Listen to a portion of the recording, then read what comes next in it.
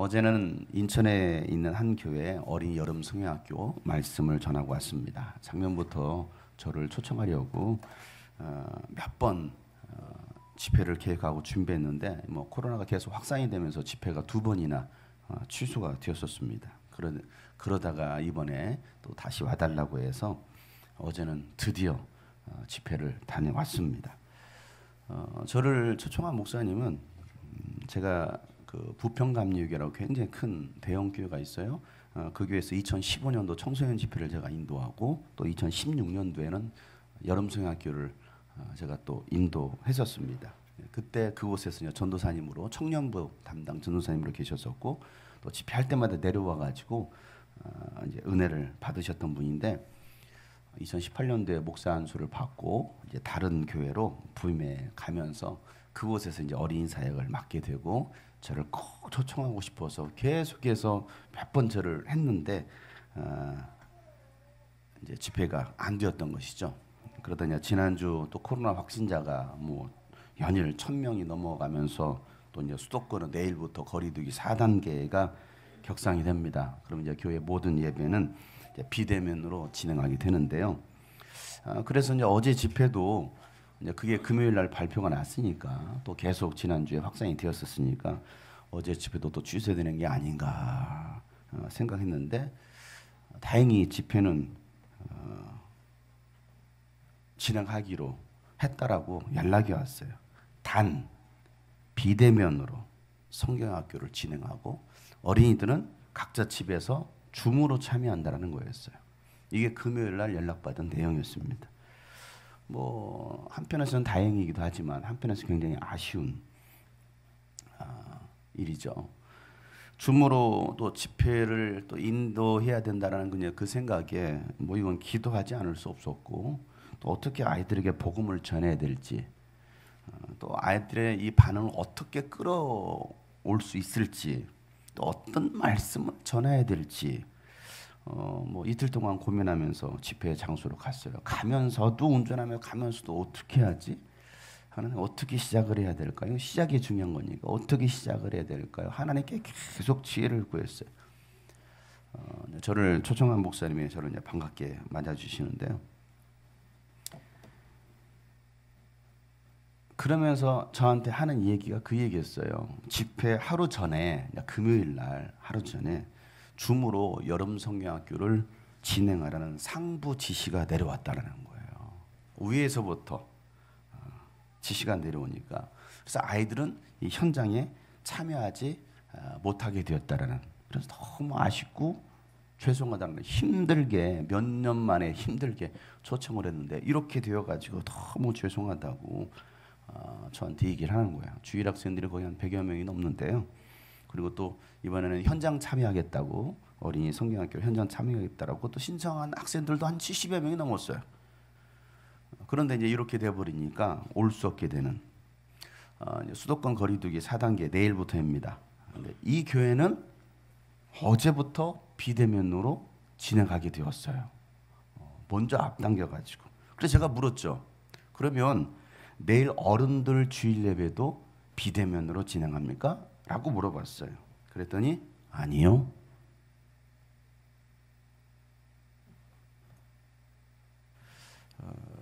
저는 이제 생각하지 않을 수 없잖아요. 왜 그런 결정을 했을까? 여러 가지가 이유가 있겠죠.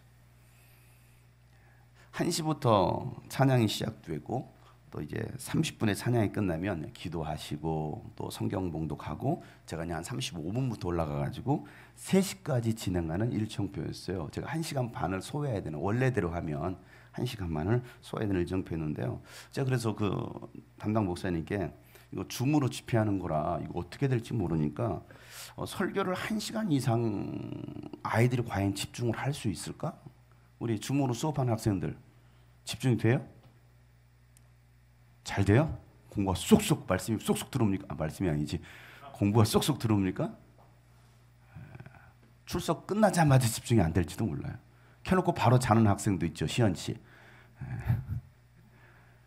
과연 이거 1시간 이상 설교를 하는 게 과연 이게 과연 진행이 될까 하다가 제가 일단 설교하면서 아이들의 반응을 보면서 제가 시간을 조절하도록 하겠습니다라고 얘기를 했어요. 왜? 아이들의 반응을 봐야 되니까 어떻게 될지 모르는데 말씀도 안 듣고 그냥 뭐 하품만 하고 딴짓하고 있는데 제가 계속 이게만 이건 그냥 허공에 그냥 질러대는 소리에 불과하잖아요. 그래서 제가 시간을 보면서 제가 조절하도록 하겠습니다라고 얘기했어요. 네, 그렇게 해주세요. 그러면서 제가 이제 그 아이들이 줌으로 들어와 있는 그 줌을 저한테 연결해 달라고 했어요. 그래서 제가 이제 그 아이들의 모습을 보면서 함께 준비하겠다고. 제가 그 연결에 딱 들어갔는데요. 그 안에 이미 줌 안에 수십 명의 아이들이 들어와 있어요. 근데요, 제가 그 줌 속에 있는 아이들의 모습을 보는데요, 충격을 받았어요. 아이들이요, 각자 집에서 개인 방이든 거실이든 뭐 TV를 켜놓은 학생들도 있었을 것이고 컴퓨터나 핸드폰을 켜놓은 학생들도 있었겠죠. 근데 각자 있는 그곳에서요, 아이들이 찬양하고 예배하는 모습을 보면서 제가 놀랐어요. 막 찬양을 하면서 율동을 하고 손을 들고 막 하는데요, 아이들이 줌 속에서 찬양을 하네? 예배를 하네?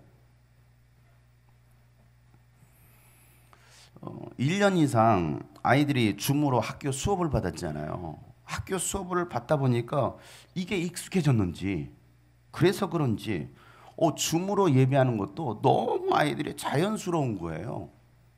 너무 자연스러운 거죠. 이런 생각이 한편으로는 너무 안타깝기도 하고, 왜? 현장에서 함께 예배할 수 없는 것 때문에 너무 안타깝기도 하고, 또 그런 모습에서 너무 이게 자연스러우니까 그런 아이들의 모습을 보면서 그 아이들의 모습이 한 사람 한 사람 아이들의 모습이 정말 진지하고요, 정말 열정적으로 뜨겁게 찬양하고요, 그 아이들의 모습이 너무 사랑스럽고 감동이 되는 거예요. 제가 그 안에 들어와 있는 아이들을 다 봤어요. 30분간의 찬양이 끝나고 제가 이제 설교하러 올라가는데, 저도 뭐 아이들 한 명도 없이 그 자리에 한 명도 없었어요. 그 큰 예배당에 아이들 한 명도 없이 선생님들만 한 20-30분 계셨으니까, 그렇게 줌으로 또 집회를 하는 것도 제가 처음이었었으니까 뭐 이렇게 성경 공부하는 것도 아니고 줌으로 들어와서 성경 공부는 해봤죠. 그런데 이렇게 아이들을 놓고 집회를 하는 거, 물론 우리도 유수비전 캠프 줌으로 연결해서 하는 것은 그래도 이 현장이 있으니까 뭐 해봤는데, 이 뭐 줌으로 하는 것은 처음이었으니까, 그래서 제가 성령님께 지혜를 구하고 또 성령님께 이 모든 시간을 맡겨드렸어요. 그리고 올라가서 아이들의 이름을 하나하나 불러줘 출석 체크를 했어요. 누구? 오수연, 오시연, 장한결, 김나혜, 한 명 한 명 불러 있어요. 여기는 강아지 한 마리 더 추가 하면서 막 강아지까지 데리고 와서 막 그 자리에 있는 아이들도 있었고, 그리고 이제 집회가 시작이 되었어요. 1시간이 흘렀어요. 집회가 1시간이 흘렀어요. 시간을 딱 보니까 벌써 2시 반이 된 거예요. 그래서 제가 아이들에게 설교하다 말고 그만할까? 조금 더 할까? 했더니 아이들의 반응이 영상으로 보시겠습니다.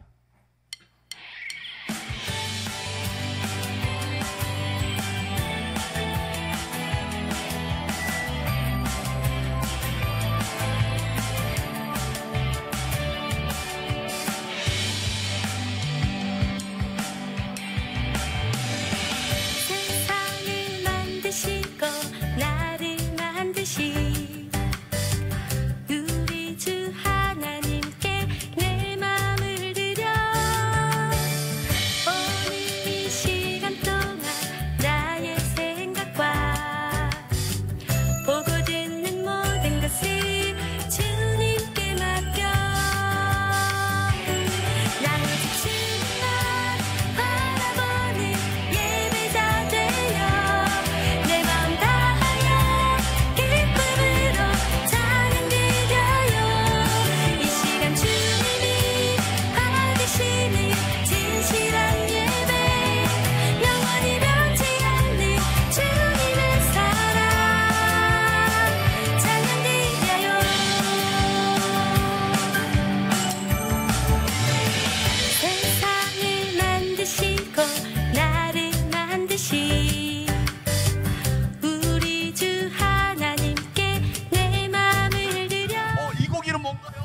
범고래. 이거 이상한 것들이 잡혔는데 왜 범고래가 잡혀? 오, 우리 어린이들 박수 한번 쳐줘요. 박수 얼마나 잘하는지. 와, 대단하네. 야, 우리 어린이들 응원의 박수를 쳐주고 있어요. 우리 김연아 양은 신랑을 평생도록 사랑하겠습니까? 네. 안녕하세요. 저는 사마리아 여인이에요. 반가워. 별로 안 반가워요? 자, 우리 범고래 선생님 준비 크게 시작. 예수님! 스케일이 달라요. 베드로 선생님 배 들고 예수님! 아이고, 노화가 급 진행돼가지고 갑자기 다리가 풀리고 돌아가시려고 그래. 큰일 났네. 목사님, 여러분의 목사님 나왔습니다. 우리 애들이 이렇게 좋아하는 거 봐. 아, 우리 애들 좋으면 소리 질러! 예수님!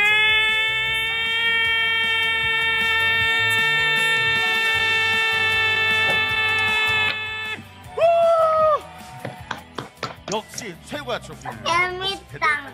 내가 불러야겠어. 마지막 세 번째. 달세자손 예수야!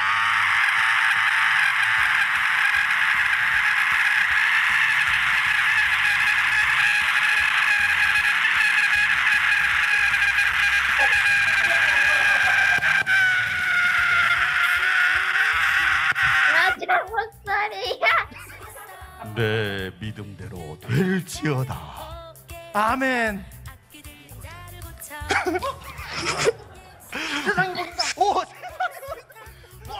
눈을 뜨게 해주신 예수님께 박수. 아, 나도 예수님 만나고 싶다.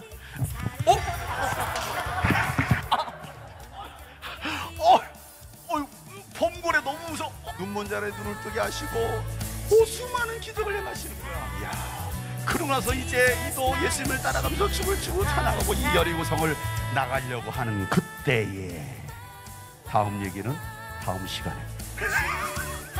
시간이 벌써 2시 반이 됐네. 끝내야 될 것 같은데.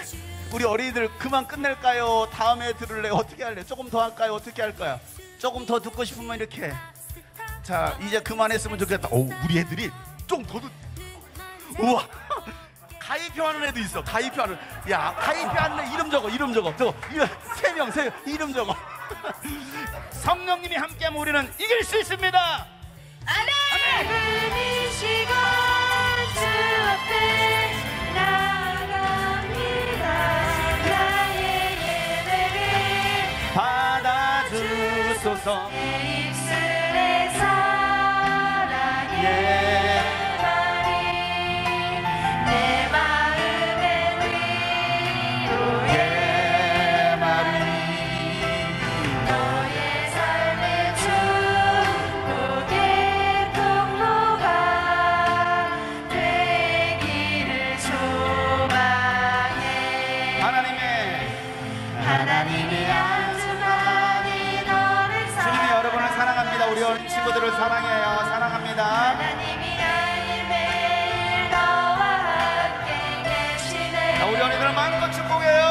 삶의 주의 은혜 우리 어린 친구들, 우리 배들교회 우리 어린 친구들 예수님 사랑합니다. 우리 하나님께 감사의 축복의 박수. 우리 서로에게 축복과 사랑합니다. 축복합니다. 아멘. 사랑 여러분, 우리가 어느 곳에 있든지 그곳이 하나님을 예배할 수 있는 예배당이 될 수 있기를 바랍니다. 그곳이 일터든지 가정이든지 학교든지 하나님의 음성을 듣고 예배할 수 있는 예배당이 되시기를 바랍니다.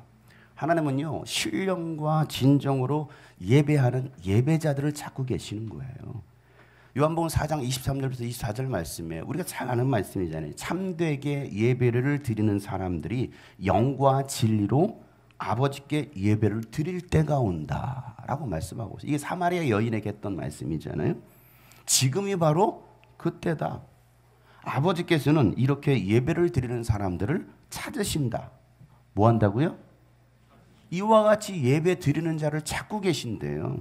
하나님은 영이시다. 그러므로 하나님께 예배를 드리는 사람은 영과 진리로 예배를 드려야 된다라고 말씀하고 있어요. 예루살렘 성전에서 예배한다고 하나님께서 받으시는 것이 아니라 또 사마리아의 이 그리심산에서 예배한다고 하나님이 안 받으시는 것이 아니라 하나님은 장소보다도 더 중요한 것이 뭐라는 거예요? 영으로 예배하고 있느냐? 이거예요. 영으로 예배하고 있느냐? 또 진리로 예배하고 있느냐? 이게 하나님의 관심사인 거예요. 오늘 우리가 이 자리에 와서 예배하고 있어요. 그런데 과연 우리는 어떠한 자세로 예배하고 있느냐? 이곳이 예배당이든 가정이든 어디든, 물론 그렇다고 여러분 장소는 중요하지 않다는 얘기일까요? 아니죠. 공동체가 함께 모여서 하나님을 예배하는 거 중요합니다. 왜? 초대교회도 모두가 모였어요. 공동체에 모여서, 교회에 모여서, 가정교회에 모여서 예배했거든요. 중요한 것은 하나님께 예배하는 사람들은 영과 진리로 예배를 드려야 된다라는 것을 예수님께서 말씀하고 계시는 거예요. 아무리 잘 만들어진 그런 장소에, 예배장 장소에 모였다고 해서 그들이 다 예배하고 하나님께서 받으시는 예배가 아니라는 것이죠. 예수님은요, 바리새파 사람들과 율법 학자들에게 또 그들을 향하여서 그들은 위선자다라고 말씀하시면서 책망하고 예배에 대해서 지적하십니다. 마가복음 7장 이전의 말씀이죠. 우리가 봤던 6절부터 8절 말씀이에요. 다 같이 한번 큰 목소리로 시작. 예수께서 그들에게 대답하셨다. 이사야가 너희 같은 위선자들을 두고 적절히 예언했다. 이렇게 기록되어 있다. 이 백성은 입술로는 나를 공경해도 마음은 내게서 멀리 떠나 있다. 그들은 사람의 훈계를 교리로 가르치며 나를 헛되이 예배한다. 너희는 하나님의 계명을 버리고 사람의 전통을 지키고 있다. 여러분, 전통보다 중요한 것이 하나님의 계명, 예수님의 말씀입니다. 오랜 전통이 있는 교회를 보면 예수님의 말씀이 없어요. 전통을 중요하게 여기는 교회들처럼. 역사와 전통은 자랑하는데 그 안에 성령님의 역사하시는 생명의 말씀이 없어요.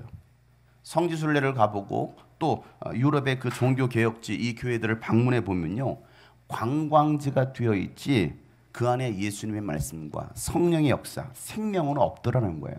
뭐 있어요? 역사와 전통만 남았어요. 역사와 전통. 우리 교회가 100년 된 교회야. 저도 물론 100년 이상 된 교회 가서 제가 집회도 해봤거든요. 우리나라 최초 교회, 인천에 있는 내리감리교회라고 굉장히 유명한 교회. 전통이 있어요. 역사가 있어요. 물론 그 교회가 뭐 성령의 역사가 없다라는 게 아니고요. 우리도 그럴 수 있다라는 거예요. 우리도 이제 교회가 시작된 13년이 되었어요. 14년을 향해서 가고 있습니다. 우리 교회가 만약에 30년이 되고 50년이 되었는데 성령의 역사는 없고 그냥 역사와 전통만 있다고 한다면 이건 죽은 교회라 이거죠. 너희들이 헛되이 예배하는구나 라고 예수님 말씀하시잖아요. 우리의 신앙이 전통과 형식만 남은 신앙이 되어서는 안 됩니다. 예배가 형식이 되어서는 안 되는 거예요. 성령의 강력한 임재하심이 있어야 되고 또 말씀을 통한 이 진리를 통한 회개와 결단과 순종함이 있어야 됩니다. 이게 영과 진리로 예배하는 거예요. 영으로 예배하라는 것이죠. 성령으로 예배하는 것입니다. 마음을 다하고 뜻을 다하고 성품을 다하는 예배. 그렇게 찬양과 경배와 기도를 올려드릴 때 하나님께서 우리에게 말씀해 주신다는 것이죠. 이게 진리가 선포가 되는 거예요. 영과 진리로 예배한다는 거예요. 그때 우리는 뭐 해야 됩니까? 귀를 기울여서 하나님의 말씀을 들어야 되는 거예요. 제가 아이들에게 이제 그만 설교할까? 다음 시간, 내일 언제 될지 모르는데 그랬더니 그 아이들이 오늘은 여기까지 했더니 그 아이들의 너무 제가 앞에 있는 줌으로 보는데요. 너 이러고 있는 거야. 그 아이들의 그 아쉬워하는 그 표정을 제가 봤어요. 그 모습이 얼마나 아름답던지요. 그 모습이. 억지로 하는 표정들이 아니잖아요. 정말 진심으로 아쉬워서 뭔가 더. 여러분은 어떻습니까? 아쉬워하십니까? 빨리 끝나기를 기도하고 계십니까? 눈 감고 계시는 분들은 기도하시는 분들이시겠죠? 그렇잖아요. 눈 감고 계시는 분들 기도하고 계시는 분들이에요. 뭐 하기로 해서? 빨리 끝나기를 위해서. 하나님의 뜻을 모르면요, 제자들처럼 엉뚱한데 열을 냅니다. 엉뚱한데 쓸데없는데 소비하는 거예요. 3년 동안 예수님을 따라다녔어도 예수님의 말씀을 깨닫지도 못하고 오히려 예수님께 나오려는 사람들을 막아서는 사람들이 누가 있느냐? 제자들이었어요. 오늘 본문 말씀에는요 몇몇 사람들이 등장하죠. 몇몇 무리가 등장합니다. 일단 누가 등장합니까? 사람들이 등장합니다. 그리고 누가 등장해요? 어린이들이 등장합니다. 또 누가 등장합니까? 제자들, 그리고 예수님. 이게 오늘 본문에 등장하는 무리들입니다. 자, 13절 한번 다 같이 보도록 하겠습니다. 13절 다 같이 시작. 사람들이 어린이들을 예수께 데리고 와서 쓰다듬어 주시기를 바랐다. 그런데 제자들이 그들을 꾸짖었다. 여러분, 사람들이 어린이들을 예수님께 데리고 왔습니다. 여러분, 왜 데리고 왔어요? 예수님이 아이들을 쓰다듬어 주기를 바랐기 때문이다. 자, 여기서 쓰다듬어 주시기를 바란다는 말이 무슨 뜻일까요? 그냥 쓰다듬어 주기만을 바라는 말일까요? 어떤 말일까요? 자, 마태복음에서는 이 말씀을 이렇게 기록하고 있어요. 13절 말씀, 마태복음 19장 13절 말씀인데요. 다 같이 한번 시작. 그때 사람들이 예수께 어린이들을 데리고 와서 손을 얹어서 기도하여 주시기를. 그런데 제자들이 그들을. 자, 사람들이 어린이들을 왜 데리고 왔다고요? 손을 얹어서 기도하여 주시기를 바랬다라는 거예요. 기도라는 게 뭡니까? 예수님께서 그 아이들을 축복해 주시기를 바랬다는 거거든요. 그런데 제자들의 반응은 어때요? 아이들을 데려온 그 사람들을 꾸짖습니다. 꾸짖었다. 이 동일한 말씀이요, 마태복음, 마가복음, 누가복음에도 이 말씀이 기록되어 있어요. 그 말은 이 말씀이 중요하다, 중요하지 않다?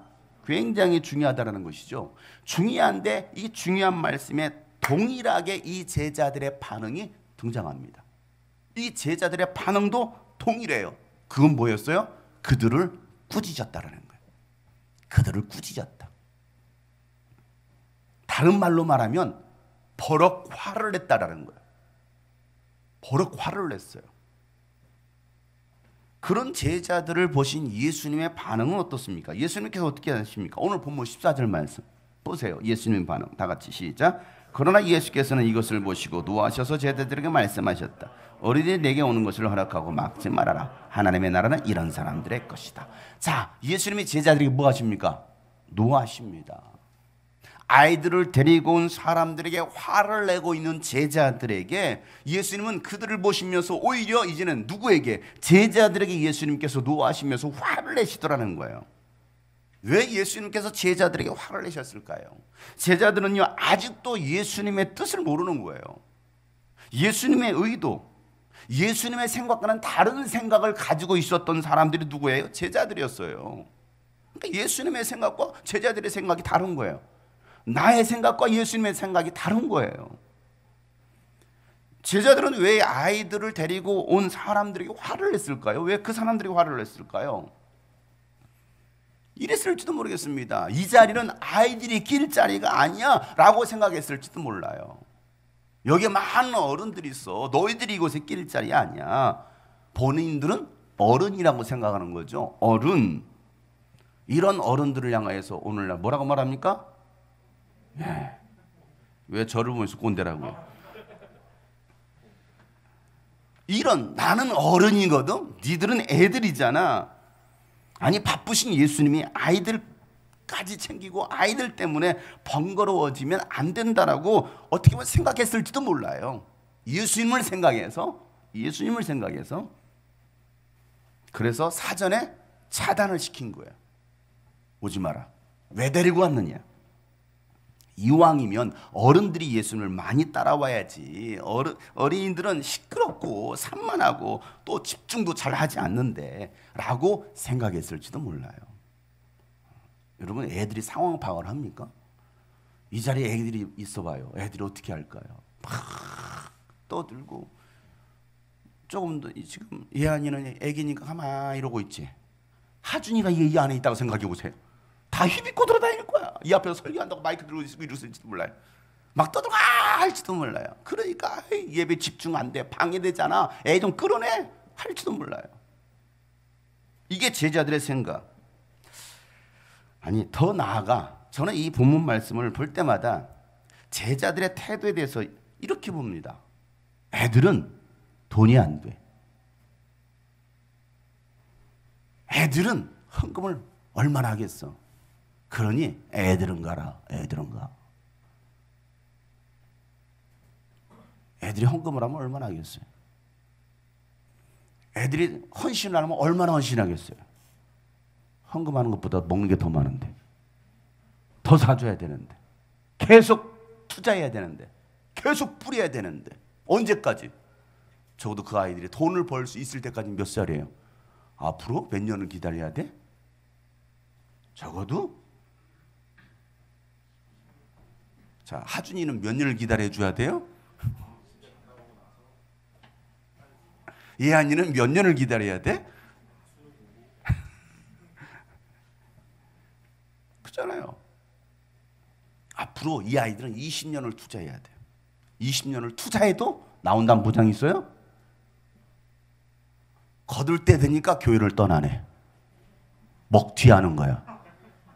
이것들은 다 먹튀하는 거야. 그런 아이들을 제가 얼마나 많이 봤겠습니까? 지금까지 사역하면서. 우리 집 와서 냉장고 다 뒤져먹고, 제가 꽁꽁 숨겨놓은 그 간식까지 냄새 맡고 다 먹고, 목양실에 들어와서 일단 먹을 게 어디 없나 스캔하고, 그래 가서 먼저 가져가는 아이들. 그리고 한마디 합니다. 목사님, 제가 돈 벌어서 채워드릴게요. 다 떠났어요. 다 떠났어요.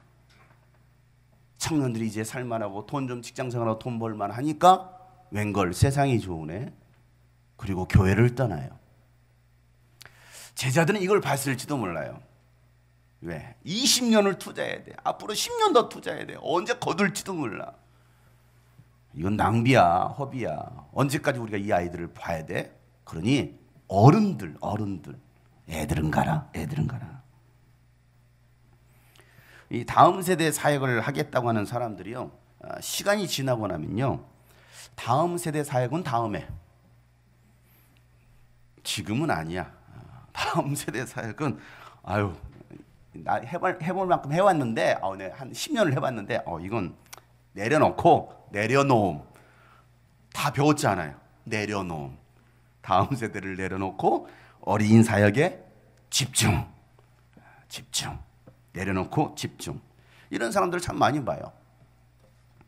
왜? 이 어린이 청소년 교회를 개척하고 나니까 제일 큰 어려움이 뭐겠어요? 재정적인 어려움이잖아요. 왜? 이 아이들은 계속 와서, 수민이 와서 먹을 거요. 지윤이 와서 피자요. 효원이 와서 치킨이요. 세트로 와가지고 3일째가 돼가지고 먹을 걸 다 달라고 하니 제일 많이 먹은 애들만 남았어요. 그때 제일 많이 먹은 애들만 남았잖아요. 우리 교회 너무 많이 먹었어. 이 아이들은. 효원이 너무 많이 먹었어. 구민이 중학교 2학년 때부터 먹었어요. 지금까지 먹고 있어. 지금까지. 그러니 초대형 교회가 되잖아요. 그러다 보니까 이 재정적인 어려움을 많이 겪게 됩니다. 그래서 몇 해 버티다가 장년 사역으로 전향하기 시작해요. 왜? 교회가 재정이 돼야 다음 세대 사역도 하는 거 아니에요? 라고 생각을 하게 되는 것이죠. 어린이 10명보다 돈 버는 장년 1명이 재정적으로 도움이 된다는 거예요. 실제로 그렇지 않겠습니까? 실제로. 그래서 저한테도 목사님, 개척하셨는데 얼마나 힘드셔요. 교인들은 몇 명이나 되셔요? 네, 뭐 애들까지 다 해가지고요 한 10명 됩니다. 어른은 몇 명이에요? 왜 갑자기 어른은 몇 명이에요? 물어봐. 한 명 있어요, 박은혜 자매님. 아이고 힘드시겠네. 힘들죠. 박은혜 자매도 많이 드시는데. 다 드시는 분밖에 없는데. 왜 애들은 뺄까요? 왜 청소년들은 뺄까요? 그 아이들은 헌금하지 못한다라고 생각하니까 헌금할 수 있는 사람, 11조 할 수 있는 사람 몇 명? 심지어는 어떤 목사님은요, 저희한테 후배 목사님들을 가르칠 때 진짜 교인은 말이야, 진짜 교인은 11조 하는 교인 진짜 교인이야, 이렇게까지 말을 해요. 그러면 11조 안 하는 교인들은 가짜예요? 왜 그렇게 평가할까요? 교회 운영을 위해서. 청소년 사역으로 인기를 끌었던 대형교회 부목사님이 개척을 했습니다. 그리고 유명세와 함께 몇 년 만에 진짜 대형교회를 이뤘어요. 대형교회.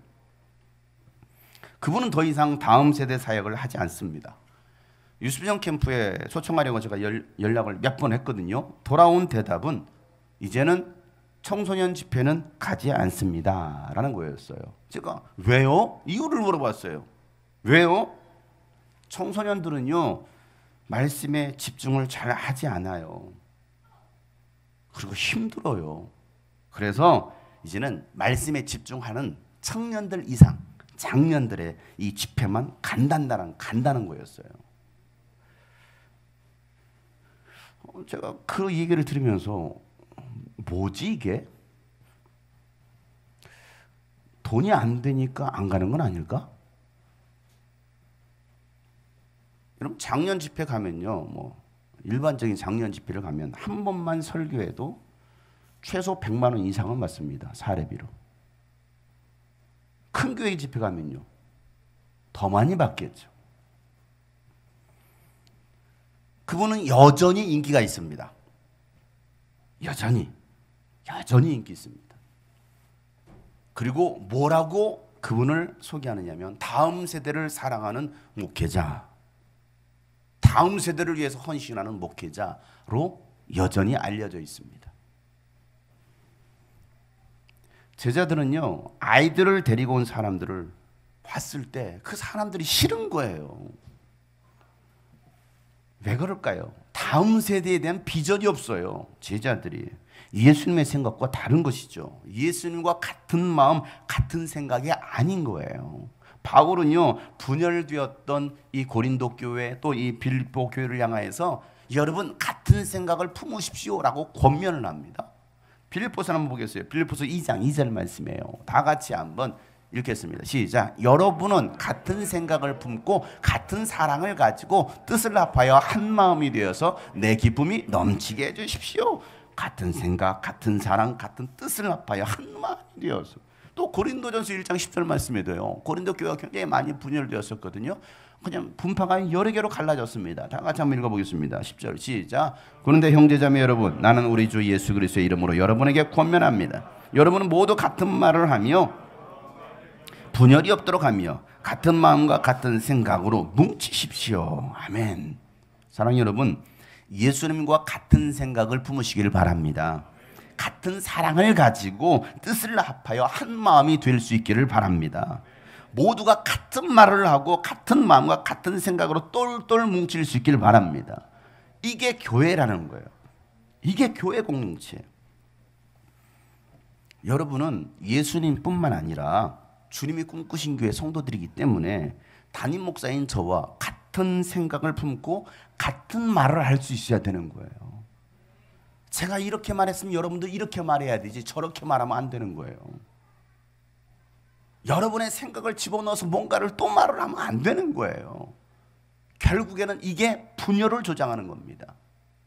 예수님께서 가라 했으면 그냥 가라만 하는 거예요. 멈춰라 했으면 멈춰라만 하는 거예요. 그런데 우리는 어떻게 합니까? 자기 생각을 또 집어넣고 또 넣고 또 넣고 하다가 결국에는 이상한 이론이 나와버리는 것이죠.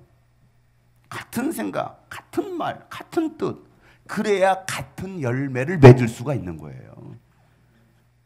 분열이 일어나지 않는 겁니다. 제자들은요 예수님의 생각과 같지 않았어요. 그래서 예수님은 제자들을 책망하시면서 화를 내시는 거예요. 예수님이요 제자들에게 화를 자주 내셔요. 감정 조절 못하셔서 그럴까요? 예수님 화내시는 장면들이 굉장히 많습니다. 특히 누구에게? 제자들에게. 특히 누구에게? 우리 교회 성도들에게. 특히 제가 다른 교회 가서 화 잘 안 내요. 물론 설교 끝날 때만 화냅니다. 회개하라고. 왜 그럴까요? 제자다운 제자를 만들기 원하시는 거예요. 진짜 제자를 만들고 싶은 거예요. 14절을 다시 한번 읽어보겠습니다. 오늘 본문 14절 큰 소리로 시작. 그러나 예수께서는 이것을 보시고 노하셔서 제자들에게 말씀하셨다. 어린이들이 내게 오는 것을 허락하고 막지 말아라. 하나님의 나라는 이런 사람들의 것이다. 야, 어린이들이 내게 오는 것을 막지 마라. 뭐 왜 막고 그래? 막지 마. 하나님의 나라는 이런 사람들의 것이야 라고 예수 말씀하십니다. 주님이 꿈꾸신 교회로 오는 어린 아이들을 막지 말길 바랍니다. 청소년들이 오는 것을 막지 말고 환영할 수 있는 여러분 되시길 바랍니다. 하나님의 나라는 이런 사람들의 것이라는 거, 이 어린 아이들의 것이라는 거예요. 왜 그럴까요? 하나님의 나라는 어떤 나라입니까? 하나님께서 통치하시는 나라입니다. 하나님의 뜻에 절대 순종하는 나라입니다. 오직 하나님만 경배하고 하나님께만 영광 돌리는 나라가 바로 하나님의 나라입니다. 하나님 한 분만으로 만족하는 나라, 하나님께만 영광 돌릴 수 있는 나라, 하나님 뜻에 절대 순종하는 나라. 자, 이런 나라를 누가 차지할 수 있겠느냐는 거예요. 하나님의 나라가 꼭 우리가 가야 될 그 천국만을 말하는 게 아니잖아요. 이곳에 하나님의 나라가 임하였느니라고 예수님 말씀하시잖아요. 너희 안에 하나님의 나라가 임하였느니라. 이 말이 무슨 말입니까? 내 안에 하나님의 나라를 다스릴 수 있어야 된다는, 온전히 나를 다스릴 수 있어야 되는, 그게 하나님의 나라이고 천국이라는 것이죠. 이 교회 공동체가 오직 하나님께서 다스릴 수 있는, 하나님의 통치를 받는 이곳이 하나님의 나라 천국이 될 수 있어야 된다는 거예요. 누가 하나님 나라에 들어갈 수 있겠느냐? 누가 천국을 경험할 수 있겠느냐? 자, 15절 말씀이에요. 15절 다 같이 큰 소리로 시작. 내가 진정으로 너에게 말한다. 누구든지 어린아이와 같이 하나님의 나라를 받아들이지 않는 사람은 거기에 들어가지 못한다. 누가 하나님 나라를 차지할 수 있겠느냐? 누가 하나님의 나라에 들어갈 수 있겠느냐? 어린아이와 같이 하나님의 나라를 뭐하는 사람? 받아들이는 사람이에요. 뭐하는 사람이에요? 받아들이는 거예요. 받아들여요. 받아들이지 않는 사람은 절대 들어가지 못한다 라고 말씀하고 있어요. 순수하게 받아들이는 거거든요. 순수하게. 우리는 어느새 순수함을 잃어버렸어요. 말씀을 들어도 곡해합니다. 그대로 받아들이지 않는 거예요. 순수함이 없어요. 웃을 때는 같이 웃어야 되는데 여전히 인상을 쓰고 있어요. 엑소. 목사님 빨리 끝내시라고요. 순수함을 잃어버린 타락한 아이들.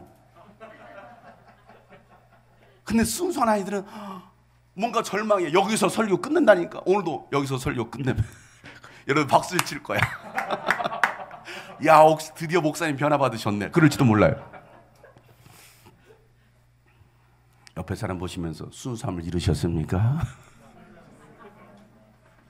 순수함을 회복하시길 바랍니다. 여러분, 오늘 이 말씀처럼, 그러면 누가 이 말씀에 의하면 하나님 나라에 누가 못 들어간다라는 거예요? 네? 순수하지 못한 사람? 어린아이를 집어넣고 싶지 않아요? 누가 하나님 나라에 들어가지 못한다는 것이면 예수님께서 말씀하시고 계셔요? 어린아이와 같지 않은 사람? 그건 예수님이 그냥 비유로 말씀하시는 거예요. 지금 누구한테 하고 있어요, 이 얘기를? 제자들이에요. 누가 지금 천국 못 들어간다는 거예요? 제자들이에요. 그냥 단순히 여러분 이렇게 어린아이와 같지 않는 이렇게 하지 마세요. 누가 못 들어간다고요? 네가. 뭘 자꾸 제자들이래 이제는 또. 누가요? 저보고 네가. 그래요. 제가 내가 여러분이 그 얘기를 하고 있잖아요. 예수님께 선택받은 제자라는 그 교만함을 가지고 있었습니다. 내가 나이가 몇인데 나이 먹었다라는 어른이라는 교만함을 가지고 있어요. 자신들의 생각과 판단과 심판은 다 옳다라고 생각하는 이 교만함. 예수님의 뜻보다는 자신의 뜻을 더 중요하다고 생각하는 이 교만함은 결코 하나님 나라에 들어가지 못한다라고 말씀하시는 거예요. 하나님의 인도를 받을 수 없고 하나님의 통치를 받을 수 없다라는 거예요. 순수함이 없어서. 우리는 이 땅에 살면서 하나님의 인도를 받아야 됩니다. 하나님의 통치 아래 머물면서 하나님의 뜻에만 순종할 수 있어야 됩니다. 마태복음 7장 21절부터 23절 말씀에 예수님이 산상수훈 말씀의 결론으로 이 말씀을 하시거든요. 거의 결론으로 이 말씀을 하십니다. 우리가 많이 들었던 말씀이에요. 또 다시 한번 귀담아 들어야 될 말씀. 다 같이 한번 21절부터 23절 큰 소리로 시작. 나더러 주님 주님 하는 사람이라고 해서 다 하늘나라에 들어가는 것이 아니다. 하늘에 계신 내 아버지의 뜻을 향하는 사람이라야 들어간다. 그날에 많은 사람이 나에게 말하기를 주님 주님 우리가 주님의 이름으로 예언하고 주님의 이름으로 귀신을 내어 또 주님의 이름으로 많은 기적을 행하지 않았습니까? 할 것이다. 그때에 내가 그들에게 분명히 말할 것이다. 나는 너희를 도무지 알지 못한다. 불법을 행하는 자들아 내게서 물러가라. 자, 주님 주님이라고 한 사람이 누구예요? 제자들이에요. 지금 다른 사람한테 얘기하는 게 아니에요. 제자들입니다. 제자들이 주님의 이름으로 예언도 했잖아요. 말씀도 선포합니다. 주님의 이름으로 귀신도 쫓았잖아요. 예수 이름으로 많은 기적도 행했잖아요. 누가요? 제자들이. 그러나 하나님의 뜻대로 하지 않았다면 그것은 불법을 행한 것이고 그런 자들은 절대로 하나님 나라에 들어갈 수 없다라고 예수님께서 못을 박으셨어요. 절대로 들어갈 수 없어. 자, 예수님이 절대로 들어갈 수 없다라고 했는데 우리가 비집고 들어갑니까? 내 믿음으로? 못 들어가요. 우리는 말씀이 기준이 돼야 됩니다. 말씀이. 이 말씀에 근거하니까 나도 천국에 못 들어가네. 목사라고 하지만 나도 천국 못 들어가네. 그러면 어떻게 됩니까? 천국에 들어가기 위해서 하나님의 말씀으로 다시 서고 다시 하나님의 말씀을 순종하려고 하는 그런 자세, 회개함과 결단이 있어야 된다는 것이죠. 우리 이 말씀의 결론은 얻어야 되는 거예요. 지난번 장세호 목사님 오셔서 잃어버린 자에 대한 말씀을 나눴어요. 오늘 말씀과 또 이 부자 청년, 또 탕자, 부자 삭개오 관한 말씀을 나눴었잖아요. 오늘 말씀에 잃어버린 자는 누구였어요? 벌써 잊어버렸군요. 장세호 목사님 이 말씀 한 거예요. 이 말씀을 미리 하고 간 거예요. 오늘 본문에서 누가 잃어버린 자라는 거예요? 제자들이에요. 제자들이 잃어버렸다니까. 예수님은요 이미 마가복음 9장에서 어린아이 하나를 영접하는 것이 곧 나를 영접하는 것이고 나를 영접하는 자는 곧 아버지 하나님을 영접한 것이다 라고 말씀했어요. 9장에서. 이건 10장이에요. 그럼에도 제자들은 그런 말씀을 다 잊어버리고 뭐 했습니까? 서로 높아지려고 하고 있잖아요. 오히려 어린아이들을 배척하고 오지 말라고 막고 있잖아요. 말씀을 듣고서도 금방 잊어버리는 겁니다. 길값밭. 그런 신앙. 제자들이라고 다 좋은 신앙이 아니라는 것입니다. 좋은 밭이 아니라는 것입니다. 교회를 오래 다녔다고 해서 다 좋은 신앙이 저절로 되는 것이 아니라는 것입니다. 천국에 들어갈 수 있는 신앙이 있고 들어가지 못하는 신앙이 있다는 것이죠. 말씀을 듣고 그대로 행하는 자가 집을 반석 위에 지은 지혜로운 자와 같다라고 예수님께서 말씀하시는 거예요. 여러분 상황 따라 머리 굴리는 사람이 지혜로운 사람이야. 저 사람 굉장히 지혜롭네. 그 머리를 굴리는 거죠. 그건 지혜가 아닙니다. 하나님의 말씀대로 살아가는 사람이 지혜로운 사람입니다. 그런 사람은 홍수가 나고 바람이 불어도 이 믿음의 집은 절대 무너지지 않는다는 거예요. 지금 우리의 이 상황, 지금의 상황이 아무리 어려워도 전혀 흔들리지 않는다는 것입니다. 뭐한 사람이요? 말씀에 순종하는 것이 습관이 된 사람, 말씀대로 살아가는 것이 더 자연스러운 사람은요, 코로나 4단계로 올라간들 5단계, 6단계로 올라간들 그거와 전혀 상관없이 흔들림 없이 주님을 사랑할 수 있다는 거예요. 주님을 예배할 수 있다는 것입니다. 그런데 제자들에게는 이러한 믿음이 없었습니다. 그래서 이 어린아이들을 보니까 짜증이 나는 거예요. 짜증이 나. 나하고는 맞지 않아 라고 생각이 되는 거예요. 나는 어린 사역, 나하고는 맞지 않아. 다음 세대를 사랑하는 우리 주금 성도들이 되기를 축복합니다. 어린이들을 축복하고 섬길 수 있는 우리 어른들 되시기를 바랍니다. 그들이 진짜 성숙한 어른들이라는 것이죠. 예수님께서 아이들을 껴안으시고 손을 얹어 축복하신 것처럼 손을 얹어서 축복을 빌어줄 수 있는 여러분 되시기를 축복합니다.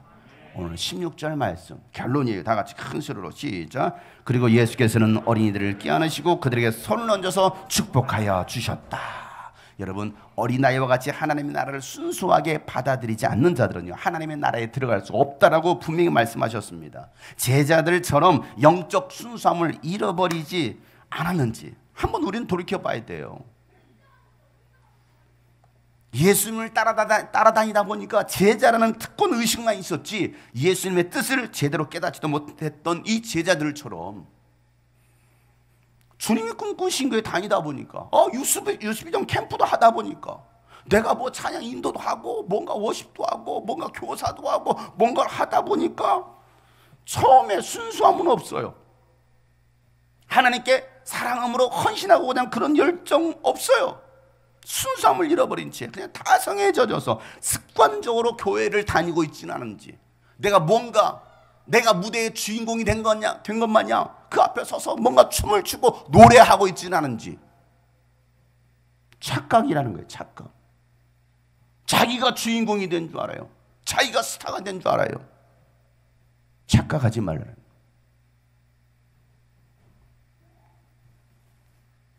내가 무너뜨려야 될 전통은 무엇인지, 내가 버려야 될 잘못된 죄의 습성은 무엇인지, 세상이 좋아서 적당히 타협하거나 때로는 세상이 두려워서 비겁하게 타협하고 있는 것은 무엇인지 여러분 오늘 한번 생각해 보시길 바랍니다. 나는 무엇 때문에 나는 타협하고 있나?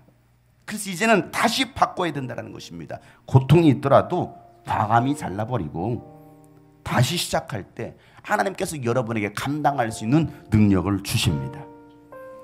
주님과 같은 마음을 품고 같은 생각을 하고 같은 사랑으로 같은 말을 할 수 있는 제가 되게 하여 주십시오. 주님이 꿈꾸신 교회가 이런 교회가 되게 하여 주십시오. 기도하는 오늘 여러분 되시기를 바랍니다. 오늘 말씀 붙잡고 함께 여러분 기도합시다. 하나님, 내가 버려야 될 전통은 무엇입니까? 잘못된 죄의 습성은 무엇입니까? 하나님, 버리게 하여 주십시오. 버리게 하여 주십시오. 우리 다 같이 오늘 말씀을 기억하며 기도하겠습니다.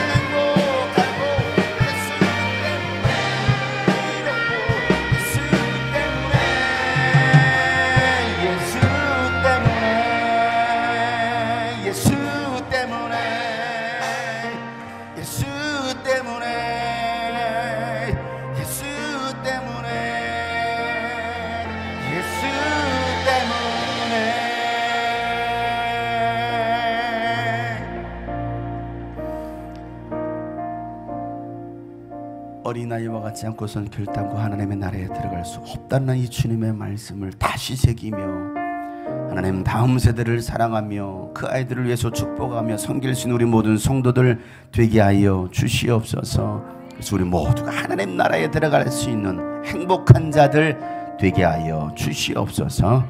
이제는 우리 구주 예수 그리스도의 은혜와 하나님 아버지의 놀랍고도 지극하신 사랑과 성령님의 감화 감동 교통 충만하심이 오늘 말씀처럼 다음 세대를 사랑하고 아이들을 축복하기로 다시 마음을 먹고 결단한 모든 하나님의 사람들 머리 위에 또 우리 다음 세대들 모든 영혼들을 위해 이제부터 영원토록 함께 하시를 간절히 축복하며 기도하옵나이다.